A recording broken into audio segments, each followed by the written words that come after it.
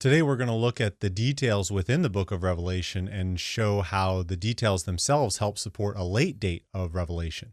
And of course, if the Revelation date is late, that means that the events that it's talking about could not have happened around 70 AD. This is the Bible Sojourner, where we discuss issues related to the Bible, theology, and culture. I'm your host, Peter Gaiman, professor of Old Testament and Biblical Languages at Shepherd's Theological Seminary. Shalom and welcome. Thanks for joining. Hello again, fellow Bible sojourners. Today we're going to pick up our discussion on the dating of the book of Revelation. We just talked about recently the external evidence supporting a late date for Revelation. We're going to pick up that conversation. And the reason we're talking about this is because there's been an increase in preteristic interpretations, if I can say it that way. And the last few years, we've seen an increase in preterism and people believing that the events of Revelation have been fulfilled already in 70 AD. And there are a variety of ways people have tried to argue this, but one of the things that's really important to understand is that the date of Revelation is so crucial to that discussion, okay? It actually doesn't matter to any other viewpoint, but to the preterist, it is essential. And I think this is illustrated well by a quote from R.C. Sproul. And in his book, The Last Days According to Jesus, he says it this way: if the book was written after AD 70, then its contents manifestly do not refer to events surrounding the fall of Jerusalem, unless the book is a wholesale fraud, having been composed after the predicted events had already occurred. So Sproul does a great job, as he is known to do, in masterfully painting the picture that the date of Revelation actually really matters for the preterist interpretation, because if it's a prophecy about the events that are occurring in 70 AD, then it would have to be written prior to that, because otherwise it's just a fraud, like Sproul said, looking back, which obviously we couldn't allow that as believers. We don't hold to those prophecy after the fact is what sometimes people will refer to that as kind of a pseudo proof of God saying, oh, look, this is what God prophesied, but you do it after the fact. And obviously that's illegitimate and kind of some trickery and shenanigans, which God definitely doesn't allow. He wants to say what's going to happen ahead of time so that he's glorified when it does happen. Okay. Now, what I said earlier, we need to just make sure we understand that, is that preterism is the only viewpoint where this matters. As a futurist, you could hold to the book being written whenever because it's talking about something in the future that hasn't happened yet. As somebody who believes in an idealist interpretation of Revelation, where you're really zeroing in on the symbols in the book, many of the amillennial brethren that listen to this would fall into that category. And it doesn't matter when the book is written for you either, because technically, it's a symbolic representation of good and evil in various capacities. And so that doesn't matter either. It could be 65 AD, it could be 95 AD, it could be anywhere, and it doesn't really matter. The only viewpoint which really necessitates a prior to 70 AD is the view of preterism, where this is a prophecy about the events that are going to happen around 70 AD, okay? And so it really is a very important issue. And that's why we need to understand this too. That's why there is a need to be objective here, and just understanding the preterist does have the back against the wall. Okay. Now, I know there are some preterists who listen to this, and I would just say, you need to really examine your motives. Okay. Because understandably, this is an issue which could destroy the entire system which you hold, right? So you can't be predisposed to believe something just because you want the system to be true.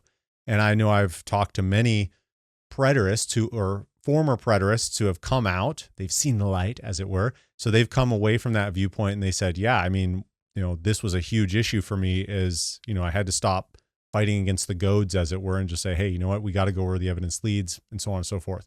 So this is a very important issue. Normally, the dating of a book doesn't really matter that much, but the only reason it is an issue is just because of preterism. If preterism wasn't such a important issue in our day and age, or in the past and whatever, then it really wouldn't be worth spending so much time and podcast episodes talking about this. But I'm sure everybody who's listening to this or watching this understands that there's just this revival in preterism, and I think it's pretty ill-founded. It's not founded in any new discoveries or anything, but there are a variety of cultural factors, which we've talked about in the past, that have influenced that. And so we're just trying to dive into some of these issues, showing why I believe that there's a faulty foundation for preterism. Okay, so let's pick up where we left off last time. Last time we talked about external evidence, and just a review for that. When you're talking about dating of a book of the Bible, when you're talking about the textual certainty of Scripture, okay, manuscript evidence, etc., you divide categories into external and internal evidence, and there's overlap between the two to be sure. Internal evidence is largely what comes from within the text itself, and external evidence comes from without, external sources. That can be church fathers, it can be manuscripts, it can be all those different things, okay? And so external and internal evidence should be cohesive. That's an important point, and that's something that everybody agrees on, is you can't just have diverging opinions and say, okay, well, it doesn't work. So internal and external have to go together. Now, what I tried to show last time is that the external evidence far and away supports the late date for the book of Revelation. And remember, when we're talking about the dating of Revelation, the two viewpoints are essentially sometime during or after Domitian's reign. We're talking 80 to 96 AD. Most people would say 95, 96 AD for that dating, the late date. The early date has to be prior to Nero's death, basically. And Gentry is the one who we're mainly dealing with that viewpoint, and that would be around 65 AD, 65, 67, but 65 is most likely AD for writing of the Revelation. So those are the two main dates, the early and the late date, that we're dealing with. And, we're talking about church history, tradition. We're talking about internal evidence of what the book itself has proposed or evidenced in how we read it. Now, there were a couple of comments that I want to address from the last episode. And somebody asked about Clement of Alexandria.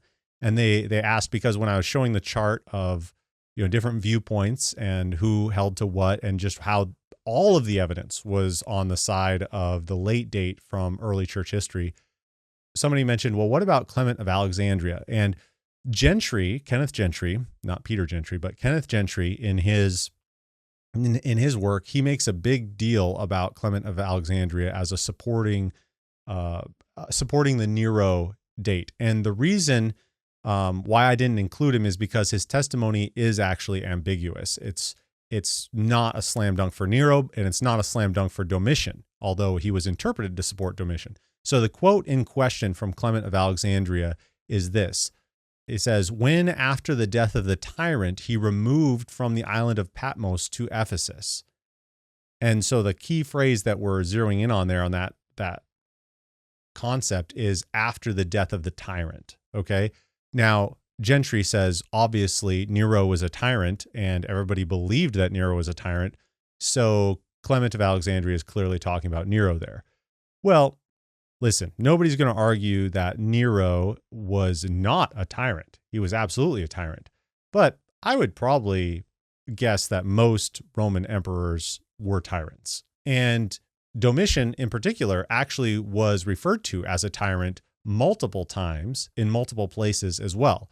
So I guess what we have to decide there is who's the tyrant, and you're basically, Nero is referred to as a tyrant, so is Domitian, since those are our options that we're dealing with.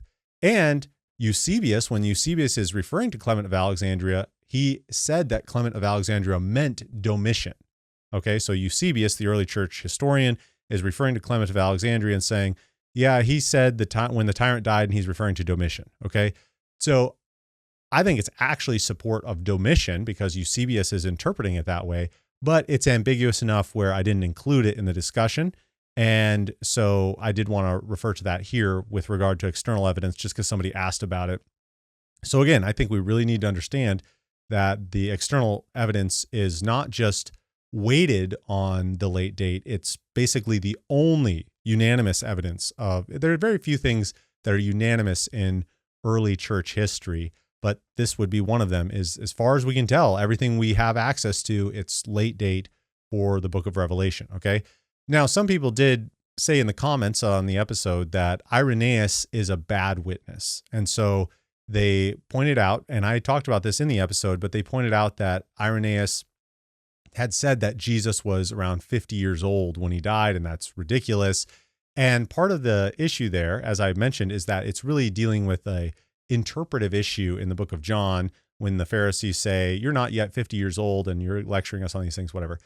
And so Irenaeus said this is support of the fact that he was 50, but Irenaeus also says he also says that this was reported to him from tradition, from people who knew John, and they reported that Jesus had been this old. And so the commenter mentioned that this shows that Irenaeus is a faulty witness, that he can't be trusted.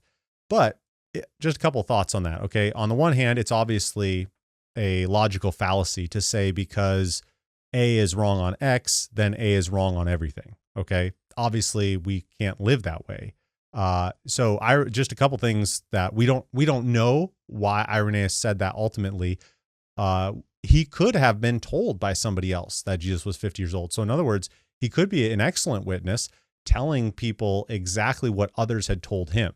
Okay, so why are we discounting that as a possibility? It's entirely possible that somebody had told him Jesus was 50 years old and he's reporting that. Or he also could have misremembered that, and that's totally fine. That doesn't mean he misremembers everything, right? So just the very fact that, he gets the 50 years wrong, that doesn't obviously disqualify him as a witness. We can say, yeah, I disagree with him on that, and that's totally fine. I haven't found one person yet today that I agree with on everything. Okay, so maybe it's you. Maybe you're listening to this and you say, yes, we are in agreement on absolutely everything. Well, I'm just going to disagree with you on that just so that we keep disagreeing. The point is, obviously, because you're wrong on something doesn't mean that you're disqualified as a witness. And the fact that Eusebius and others rely so heavily on Irenaeus makes him a valuable witness. They obviously thought that he was credible and valuable. And in fact, you can't have it both ways. I pointed this out in the last episode, but just to review, is that Irenaeus, people say he's a discredited witness. You can't trust him. And yet everybody in church history relied on him. So it's kind of difficult. You can't have both. You can't have it both ways unless you want to argue that, like the liberals do, that because we're so much smarter and wiser than ancient man, we have better understanding than everybody on everything. I think that that's a dangerous route to go on. So anyway, I just wanted to solve or at least comment on a few of those comments that had come through.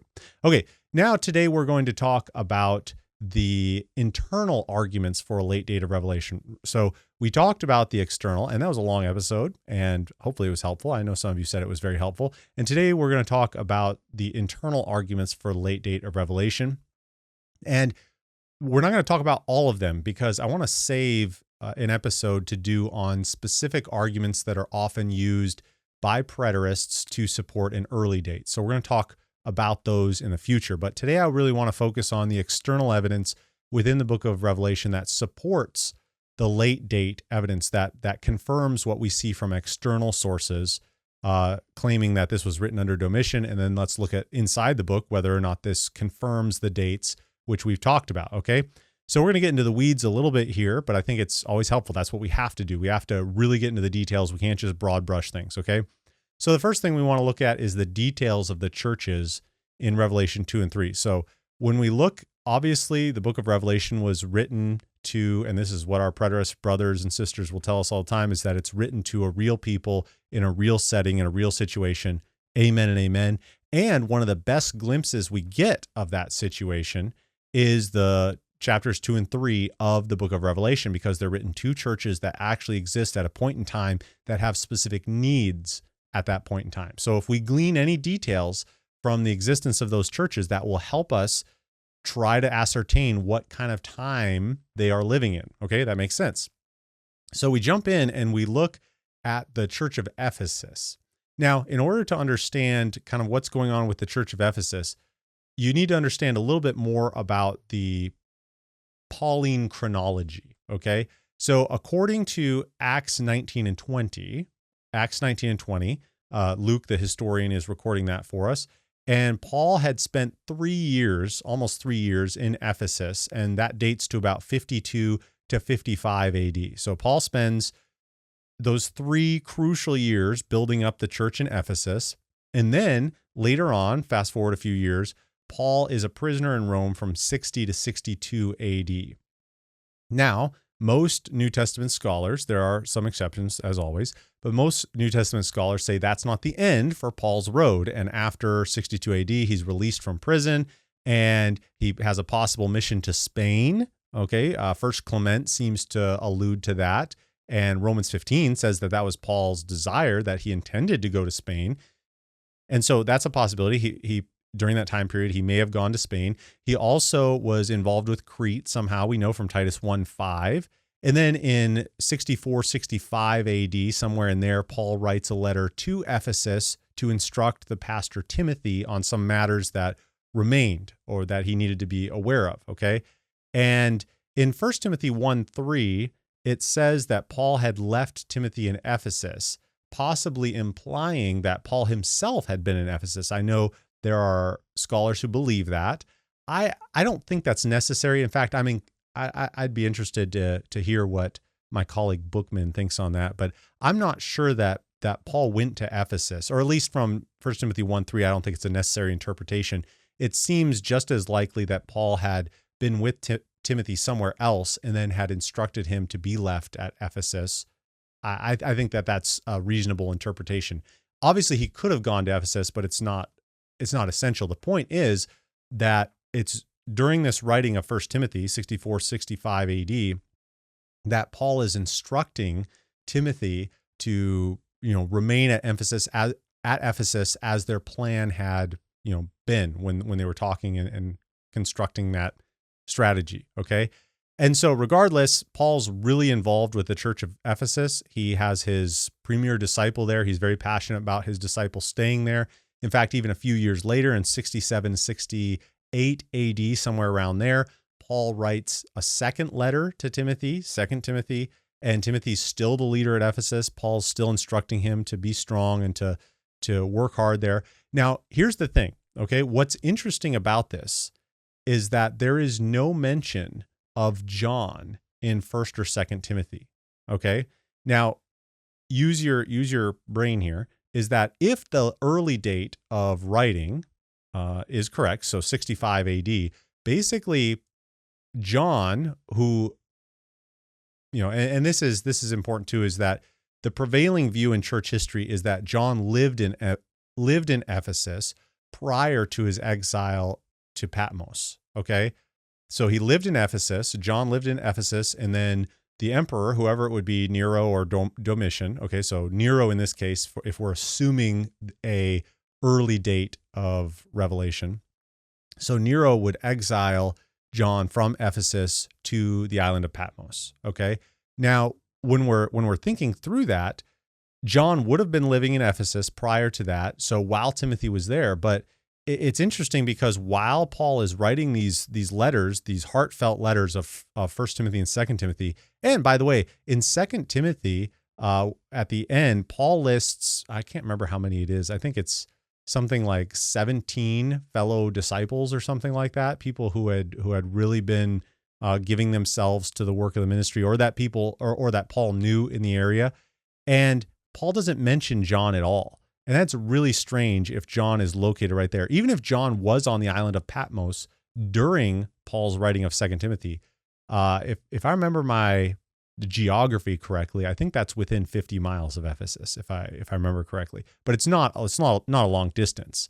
And so it would be strange that Paul doesn't refer to John in his letters to Timothy. And it's also strange a bit that Paul would be very passionate about Timothy doing certain things, even though John was there already to disciple Timothy. That would be a little strange, right? Now, again, these are arguments from silence. That's why internal arguments are not always the best, because there's not an external verification all the time. So I'm just saying that it is kind of conspicuous internally that there would be no mention of John if John is supposed to be in Ephesus during that time period, okay? So again, I think it's helpful to think about if John is writing the book of Revelation from Patmos in 65 or 66 AD, Paul's writing to Ephesus in 65 and 67 AD, essentially from 1 Timothy and 2 Timothy. it does seem odd that there's no mention of overlapping ministry to me. So I think that that's a helpful consideration. Again, the internal evidence, it's difficult for it to be conclusive. I will say that there are some very important considerations, but in talking about the Church of Ephesus, it is strange that Revelation has no mention of, the ministry of Timothy or anything like that. And really Ephesus is really being targeted. You've left your first love, you have these major problems, and Paul doesn't say anything about that, not in his letter to the Ephesians, not in his letter to Timothy, 1st or 2nd Timothy. He doesn't mention the absence of leaving their first love. That's kind of redundant. And he also doesn't mention the Nicolaitans. Okay, so in Revelation 2:6, he says, you hate the works of the Nicolaitans. That's what John says in Revelation 2. But if they were so prominent just to be mentioned by name, it's conspicuous that when Paul is addressing all of the issues, whether it be Ephesians, whether it be 1st, 2nd Timothy, he doesn't mention them at all. Now, Paul talks about a lot of the problems that Timothy had to deal with, but he doesn't mention the Nicolaitans at all. And so that's kind of conspicuous as well. And remember, again, if the reason it's so conspicuous, somebody might say, well, he's not obligated to mention those things. Well, remember, if the preterist timeline is correct, Revelation is written essentially within a year of 1st Timothy, okay? And 2nd Timothy is written essentially after Revelation. And so no mention of these things that are very prominent and clear, it's just very, very difficult to believe, right? I think it is, at least. If this is such an issue that the church is being threatened to destroy, and Paul doesn't make any mention of these things whatsoever in his writing to Timothy, I mean, it just seems kind of strange, right? And again, Revelation in its chapter 2 discussion with Ephesus, there's no mention of Paul's intimate ministry. And now Paul had been ministering there for almost 3 years, and then had spent considerable investment through the letters. And there's no mention of Paul in John's writings, which again seems pretty conspicuous if Paul is still alive during that time. And remember, later on in some of the letters in Revelation 2:13, for example, to the church of Pergamum, Antipas is mentioned as a faithful witness, somebody who had given his life. And so John is mentioning, faithful saints who have ministered and, helped. So it does seem, conspicuous that Paul isn't mentioned. If Paul is intimately involved at that time, John writes to them at the same time. And so there's a little bit of a dissatisfaction with how those details line up. Okay. Now, the church of Smyrna, so number 2, the church of Smyrna also has some interesting details. So it's alive, thriving, and suffering persecution in 65 AD, according to the preterist interpretation. But one of the fascinating things about Smyrna is that you actually have testimony of early church sources, external testimony, which says when the church of Smyrna basically came into existence. Okay. So Polycarp, a very early source, remember Polycarp, Polycarp was the bishop of Smyrna, very, very early. So, I mean, he comes right at the heels of John, literally and metaphorically.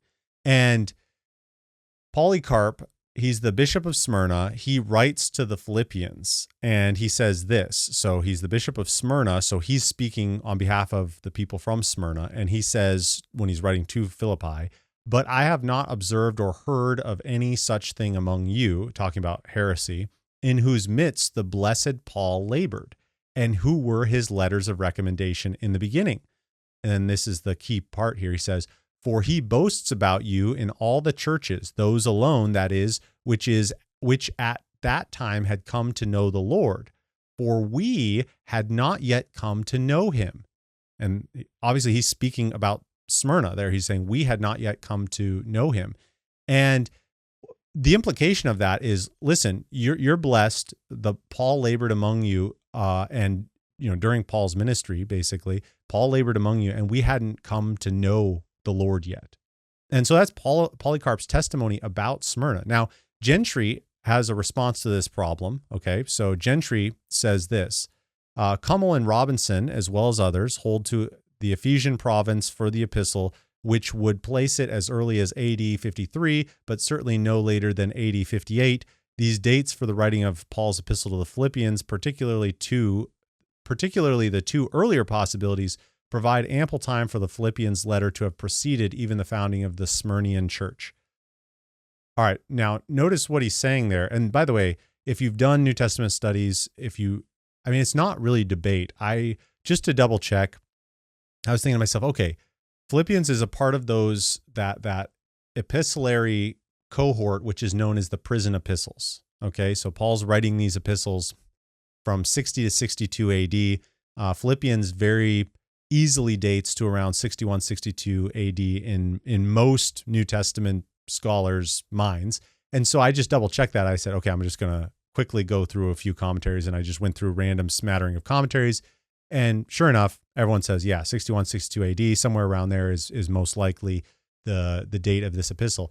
But what you have Gentry doing here is basically really trying to, dig a hole, it's kind of interesting because he has to question the date of Revelation. He now has to question the date of Philippians.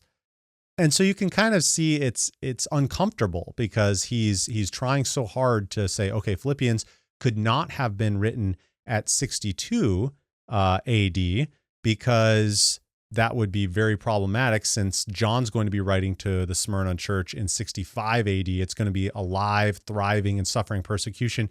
There's not much time between there because, if Paul is writing to the Philippians and the church of Smyrna has not been born yet, Paul has to, leave his imprisonment. The church has to be born. All of that has to happen. And then John has to write. It's too short. The chronology just doesn't fit very well. It fits way better if you allow, John to be writing in 95 AD and the church has had a time to be established, maybe in the late 60s. Who knows? We don't know for sure.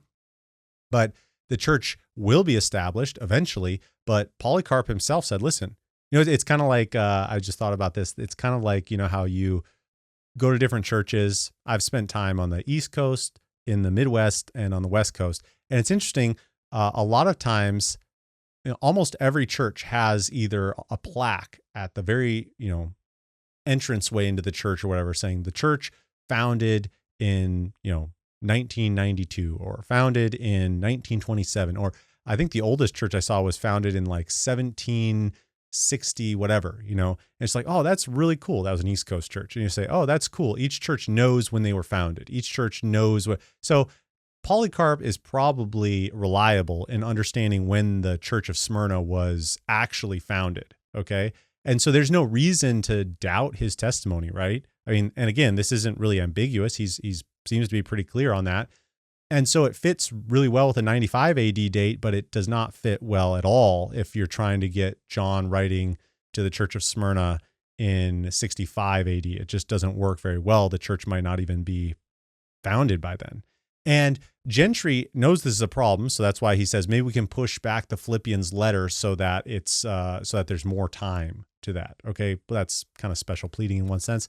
But then Gentry also argues from the book of Acts in verses 10 and 26, where it says that all Asia heard the word of the Lord, both Jews and Greeks.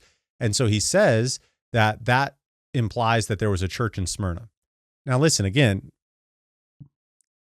mean, is that your argument where, Gentry says Acts 19, 10, and 26 says all of Asia heard the word of God, therefore there's a church in Smyrna. Do we need a lesson in logic class? I mean, that's obviously an unacceptable argument, right? One, just because you hear the word of God does not mean you respond to the word of God. Okay. So that the text literally says that the word of God was heard. Okay. So it doesn't mean that. So using Gentry's argument, you would say that there's a church in every single city in Asia, but that makes no sense. That's completely nonsense. Okay. And it goes against what Polycarp himself even says.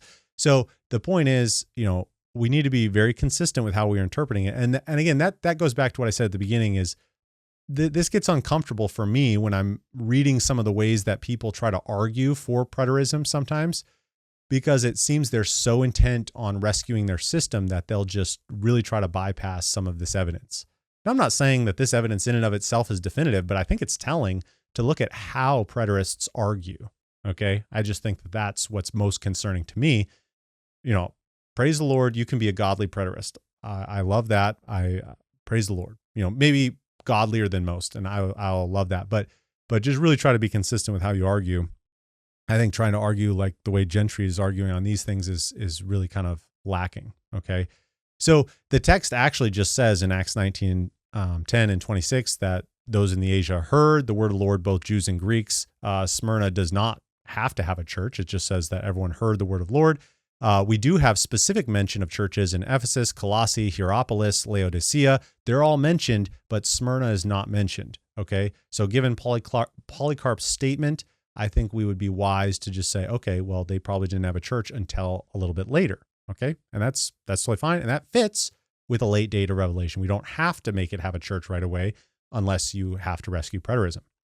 Okay, then we have the triad of Pergamum, Thyatira, and Sardis, and I just want to briefly talk about this because the descriptions fit easily with significant time having passed. And so let's put it this way, okay? So the descriptions of these churches are about the devastation, doctrinal degradation, moral degradation, all of that, which would in experience teach us that time has elapsed and passed. Now, the problem with that is that there are churches that lapse into doctrinal deviation or moral degradation quickly, right? So that is true, and that's why this isn't a slam dunk argument for a late date. It just fits well with a late date. Error can erupt quickly. Gentry points out that the letter of Galatians, how soon you have departed from the teaching, right? So there are examples of churches deviating quickly, but, and that again verifies what I've said repeatedly, is that internal evidence is subjective to a certain degree. Okay, so interpreting that kind of depends on where you're going. But I will say that it fits well with a longer period of time, understanding that these churches, which were founded under apostolic oversight, basically, you would assume that at least a couple of them would remain faithful for a prolonged period of time before deviating quickly from that. Again, I don't think it's strong. Let's put it this way. I don't think that it's the strongest argument there is, but it makes sense with our understanding of how churches even work today. Usually churches don't go from, faithfulness and, pursuing Christ and loving the saints 1 month to 1 year later having complete opposite. It's usually a little bit slower of a decline. You make a compromise here, you make a compromise there, etc.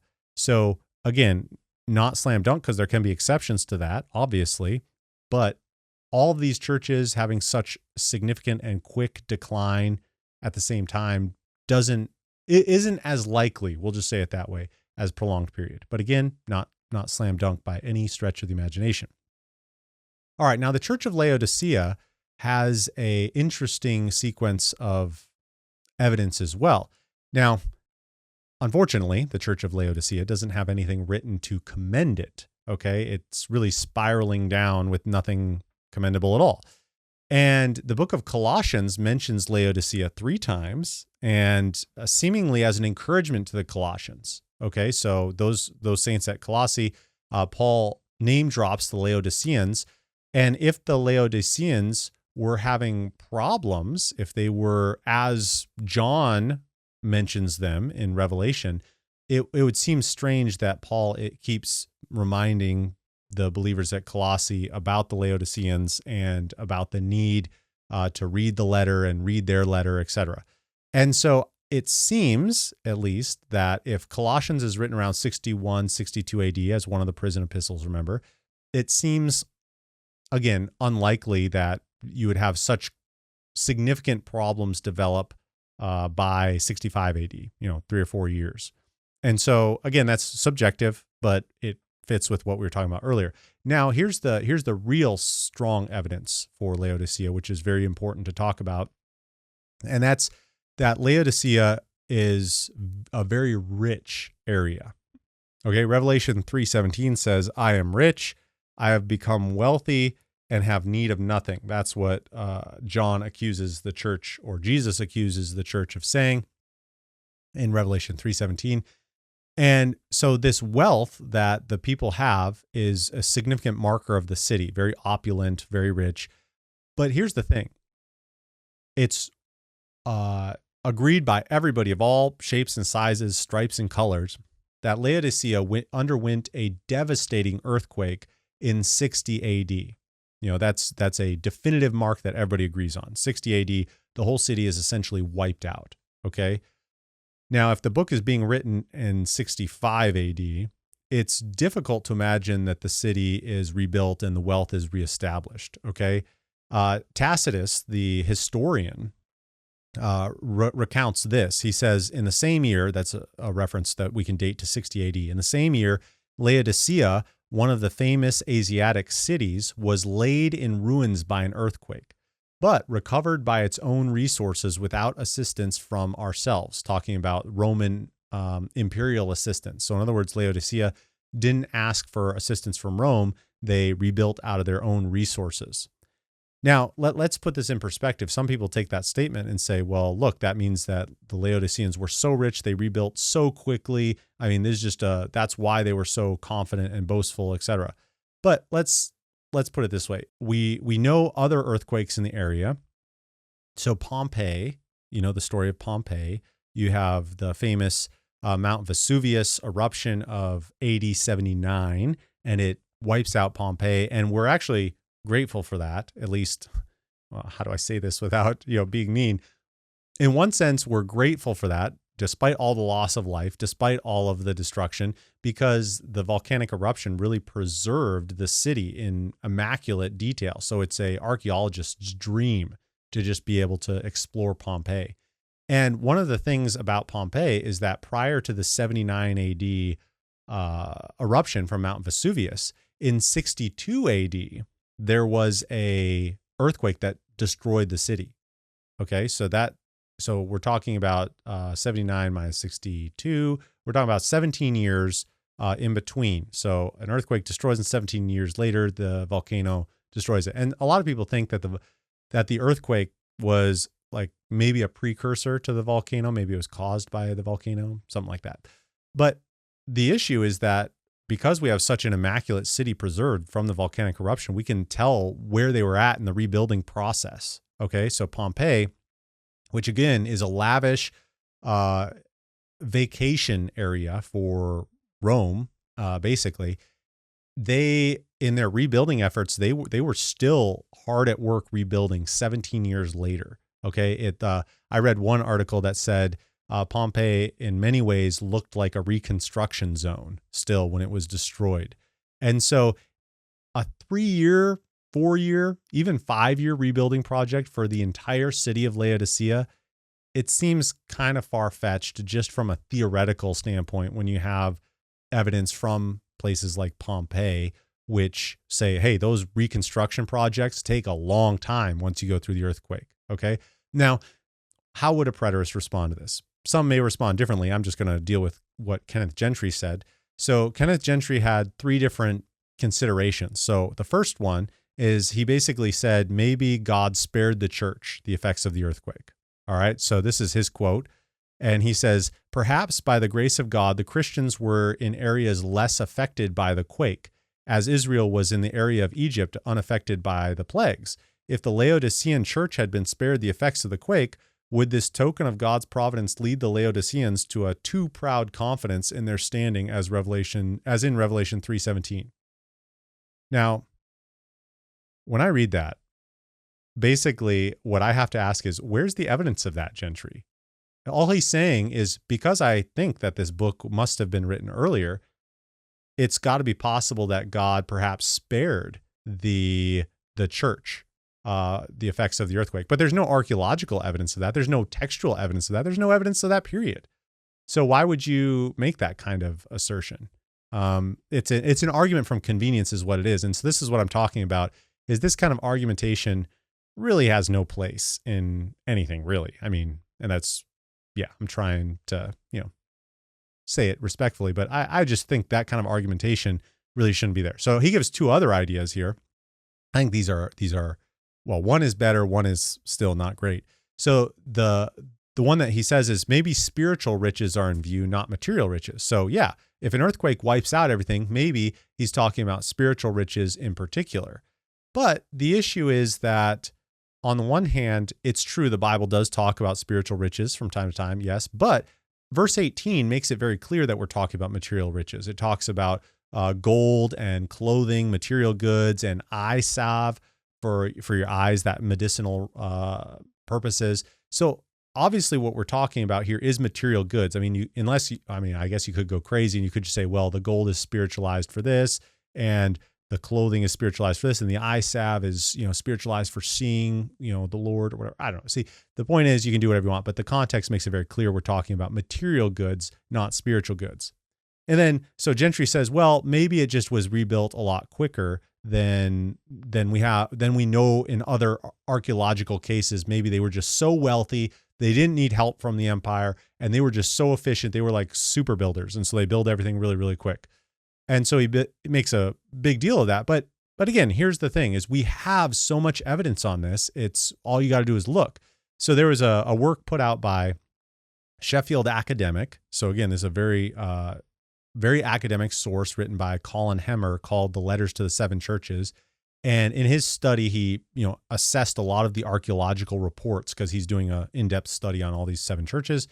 And one of the things that he revealed or found in studying the archaeological reports is that the city in rebuilding underwent a 30-year rebuilding process. Okay. And there are various evidences that support this idea. Okay.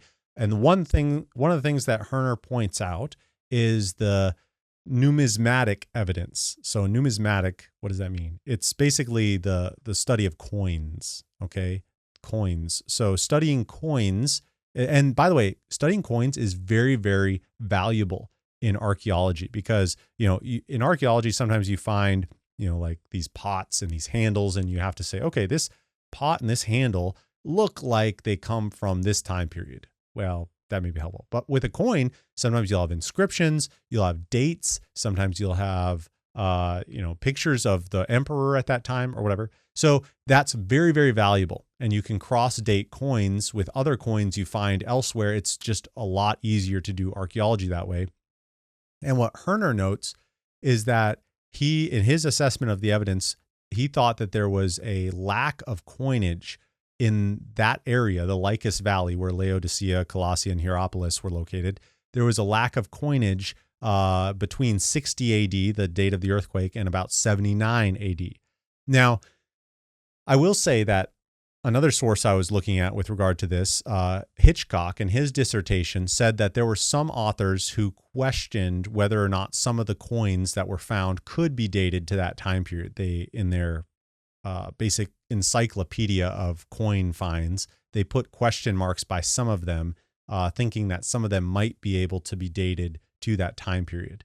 So the point is that we can't be dogmatic on this because we don't know. But according to Herner, who did his dissertation and published it through Sheffield on this topic, he said that there was a lack of coinage during that time period, which would mean that there wasn't as much wealth during that time period because the coins aren't in abundance. It's kind of like when you're going through poverty, you might be a penny pincher, right? You keep all the pennies around, but if you're really wealthy, you don't really care if you lose a penny on the street. You don't bend over and pick it up on the street because it doesn't matter. You don't need it. And the same principle applies, is that if you're wealthy, it doesn't matter if there's a few coins that drop in the dirt, you'll just leave it. And then archaeologists can find that later, and so on and so forth. Now, that is worthy evidence to consider, absolutely. But I think really the nail in the coffin on this is the archaeological inscriptions that were found by the teams that were excavating Laodicea. And so archaeologists did find inscriptions on a lot of these buildings that give the exact dates for their construction projects and completion. So for example, and there are lots of these, but I'm just going to give one. So for example, the stadium amphitheater was dated to AD 79 and dedicated to Vespasian. Okay. So many of these buildings were completed according to inscriptional evidence in the 80s and even into the 90s. Okay. So again, that's the 30-year rebuilding period, is that you have 60 AD and then the earthquake destroys Laodicea, and then it achieves rebuilding in 90 AD. Okay, so again, comparing that with what we saw in Pompeii, they were still rebuilding in 79 AD from the earthquake in 62 AD, 17 years earlier, and then they were wiped off the planet. And so it's no surprise then that Laodicea shows archaeological evidence and inscriptions that they were rebuilding during that entire time. Okay, so now let's pull it back just a second and say it this way. So this is very difficult to reconcile. This is internal evidence of Revelation 3 talking about the riches of Laodicea and how they have such confidence in their wealth and whatever. And it's difficult to reconcile that with, the very beginning stages of rebuilding versus being completely rebuilt around 90 AD. Okay, so this is strong evidence for a late date of Revelation, because when Revelation 3 is being written by John, he's talking about the opulent wealth of Laodicea and just how at ease they are, and that would not fit well coming at the heels of this great earthquake. And so this is very strong evidence that we have. Everyone agrees there was an earthquake in 70 AD, and all the archaeological reports are pretty objective. I mean, it's not like you can fake the inscriptions to Vespasian and all those things, right? So very strong evidence for internal dating the book late. Okay. Now those are evidences from the churches of Revelation. I think that those are helpful, and they're not the only internal evidences. I have a few more that I want to go through to finish off the episode. But I think that those in and of themselves do point to consistent interpretation with what we had talked about with the external evidence. Okay, so the internal evidence also backs up this idea that the late date is the most likely understanding of the book of Revelation. Now, one that I find particularly fascinating is the evidence that is procured in understanding John's banishment to the island of Patmos. So Revelation 1:9 says that John was banished to the island of Patmos. And so the question is, do Nero or Domitian utilize these kinds of island banishments, these exilic treatments?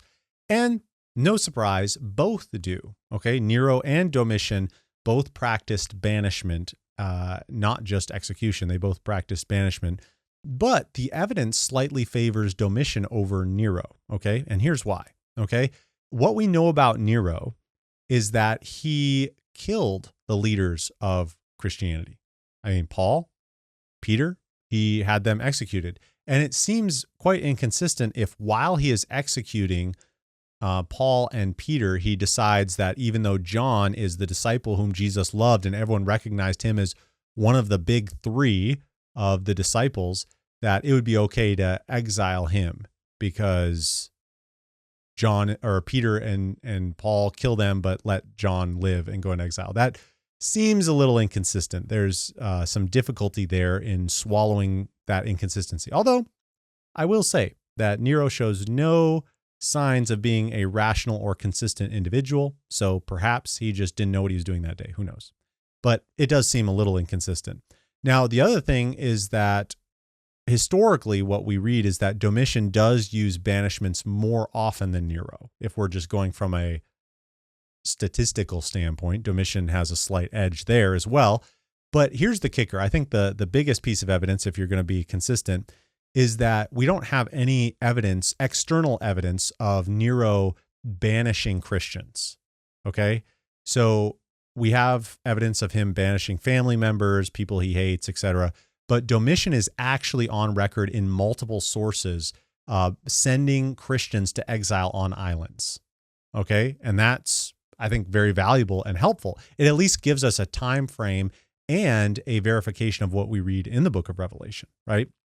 So this is from Eusebius talking about the banishment of somebody else who was a Christian in a group by Domitian. So Eusebius writes this, and they even indicated the time accurately, talking about some of the historical sources which talked about these things, relating that in the 15th year of Domitian, Flavia Domitilla, who was the niece of Flavius Clemens, one of the many consuls at Rome at that time, was banished with many others to the island of Pontia as testimony to Christ. So notice the key phrase there in that quote by Eusebius is that he says Flavia Domitilla, who was the niece of Flavius Clemens, one of the many consuls at Rome at that time, this Flavia Domitilla was banished with many others as testimony to Christ. Okay, so her name, she is named specifically, but it also says with many others.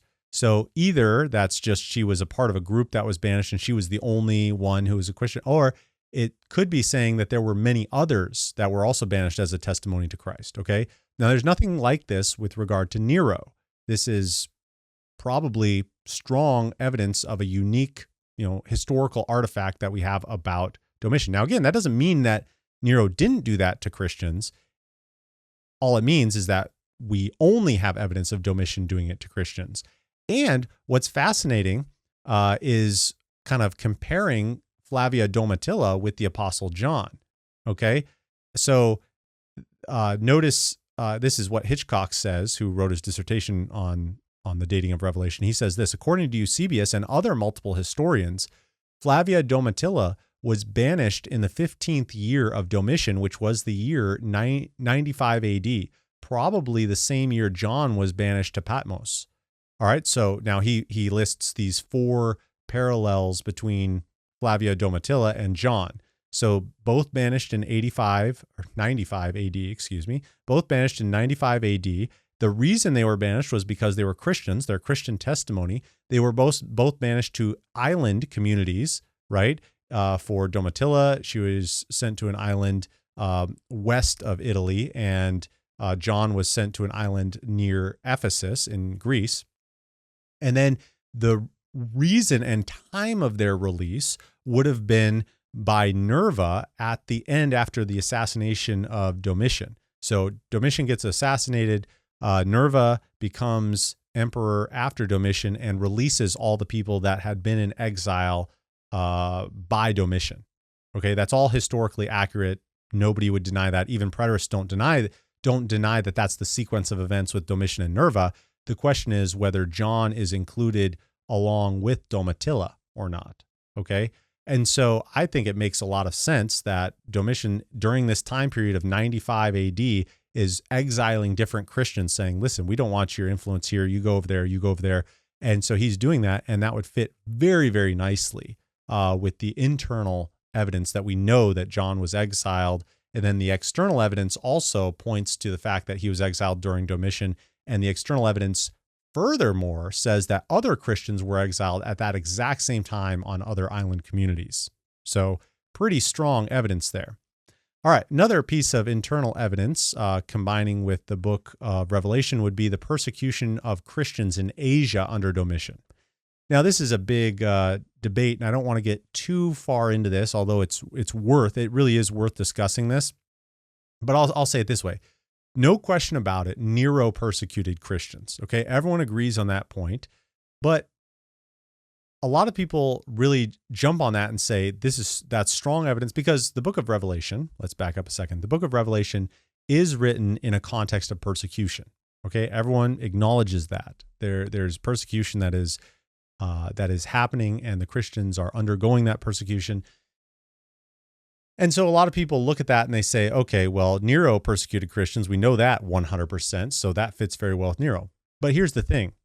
Most people, I think almost everybody, but I don't know, I'm sure there are some outlier preterists who would disagree with this statement, but Nero's persecution is confined to Rome. Okay, there is little to zero evidence that Nero's persecution went outside of Rome. Okay, now the argument typically is that the outlying regions would have looked at Nero's persecution in Rome and then mimicked it. But people say that without any evidence. There's no evidence that that actually took place. And if Nero is let's put it this way. Can you imagine just because President Biden does something, all the other states saying, oh yeah, we're totally going to do that same thing? No, there's a lot of independent thought that exists outside of the Capitol. Okay. So to argue that just because Nero does something, everybody else is going to mimic that or follow that, well, I think that downplays just how much people hated Nero. I think that is a historical, reliable fact there. So yes, Nero did persecute Christians in Rome, but there's no evidence that it existed outside of Rome. Now, concerning Domitian, there's little doubt that he did not engage in empire-wide or decreed persecution, but he definitely persecuted Christians, okay? And it was definitely broader than Rome. That's pretty obvious from the historical sources. And I think the most up-to-date analysis on this that I found was in Tom Schreiner's new commentary on Revelation. So he just came out in the Baker Exegetical Series 2024, or was it 23? I think it was 23 now that I think about it. 2023 just came out, and he does a great job just talking about the persecution and the sources that refer to that persecution.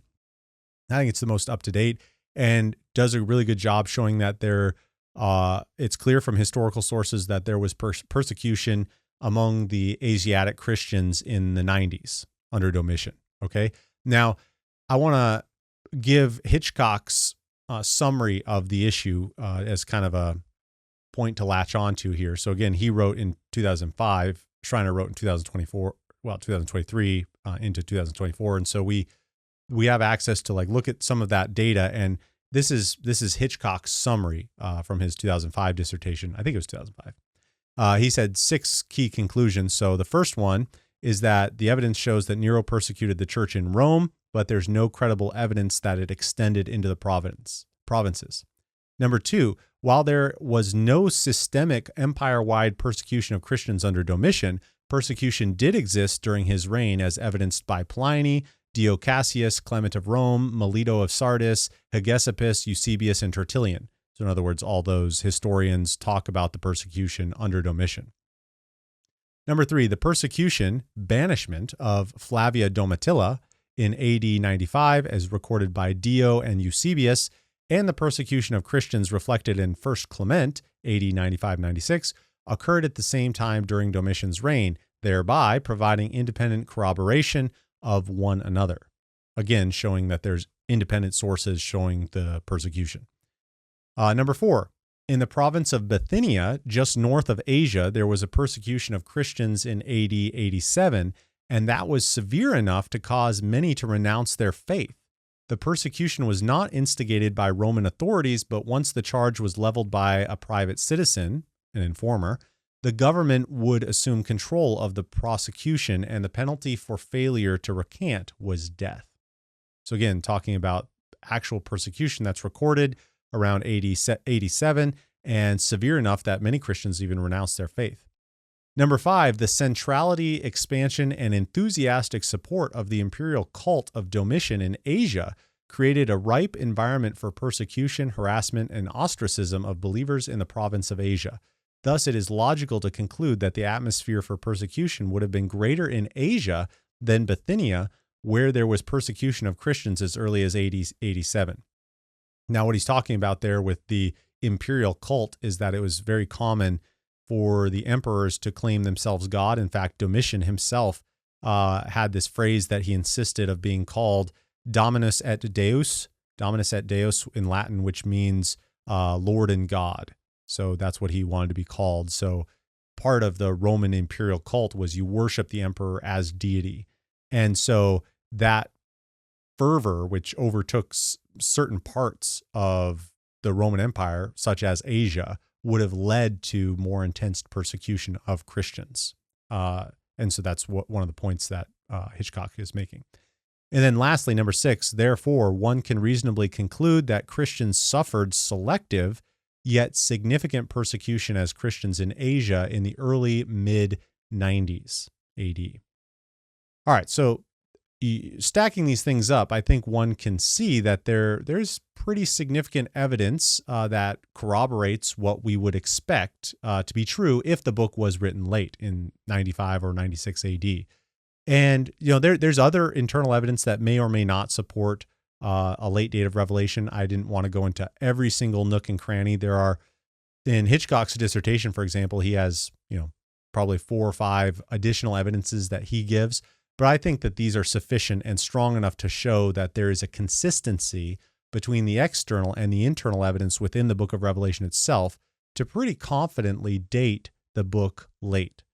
And I think next episode, now I didn't talk about some that the preterists talk about. And that was intentional because I want to devote a full episode to talking about some of those issues that they'll bring up. Okay. So we're going to do that, Lord willing, in a future episode talking about that, because so far I've presented positive presentations. Obviously the external evidence is very weighty on the side of the late date of the book of Revelation, very weighty. You have to deal with that. And the internal evidence itself is very much supportive of that external evidence, as we've seen. Now, there are some other additional evidences that we will talk about that preterists claim are overwhelming, okay? And I want to be fair and objectively evaluate those things and see if they are indeed overwhelming what we have looked at so far. Because I think so far the evidence has been pretty strong, and now we'll look at the other internal evidence and see whether or not that is strong enough to overthrow what we've already gone through, or if there are reasonable interpretations which fit with what we've already discussed. All right, so that's what we're going to do next time. Hopefully this has been helpful for you. If it hasn't been, feel free to tell me that it hasn't been helpful and that you hate my guts and that you hope that I run into constant brick walls every 5 feet or something. I don't know. In any case, you can always reach out. I love hearing the good and the bad. YouTube comments, I really enjoy those people who have posted on there and really interacted with me there. Those people who have emailed me, I really appreciate that as well. Thank you so much for the support, the encouragement, and the challenges. I love it. I think we all just want one thing, right? We want to be true to God's word. So we try to do that together. So if I can be helpful, please feel free to reach out in regard to that. If you want more information about Shepherd's Theological Seminary, where I teach, you can visit shepherds.edu. Until next time, may the Lord bless you and keep you and make his face shine upon you.